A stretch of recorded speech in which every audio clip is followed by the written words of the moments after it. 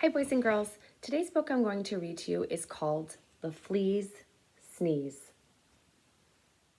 On a dark, dark night on an old farm in a rickety-crickety, tumble-down barn, everyone slept peacefully.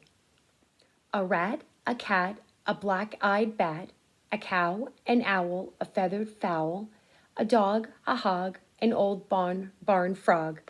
Everyone slept peacefully, but not the flea. No one heard him cough,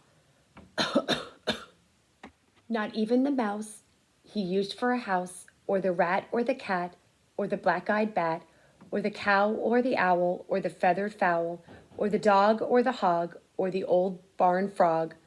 They all slept peacefully, but not the flea. No one heard him sniffle, sniffle. Not even the mouse he used for a house, or the rat or the cat, or the black-eyed bat, or the cow or the owl, or the feathered fowl, or the dog or the hog, or the old barn frog. They all slept peacefully, but not the flea. No one heard his garbled plea, "Does anybody have a tissue for me?"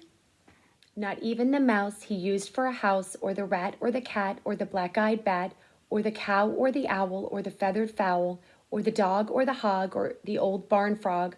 They all slept peacefully, but not the flea. Then suddenly, before he could cover his snoot, "Achoo!" It scared the rat, who cried boo-hoo, and woke the cat, who hissed mew. It baffled the bat, whose eyes turned blue, and confused the cow, who muttered moo moo. It outraged the owl, who hollered hoo hoo, and flustered the fowl, who crowed cock-a-doodle-doo. It daunted the dog, who barked woof woof, and sprayed the hog, who screamed ew, and reminded the frog of his old nephew. But the mouse the flea used for a house kindly gave him a tissue.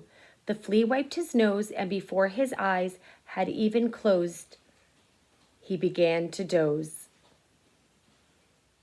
For all the rest of that dark, dark night on the old farm in the rickety-crickety, tumble-down barn, everyone slept peacefully. The flea and the mouse he used for a house, the rat, the cat, the black-eyed bat, the cow, the owl, the feathered fowl, even the dog and the old barn frog, everyone slept just like a log, except the hog. No one heard his garbled wheeze, "I think I've gotta sneeze." The end.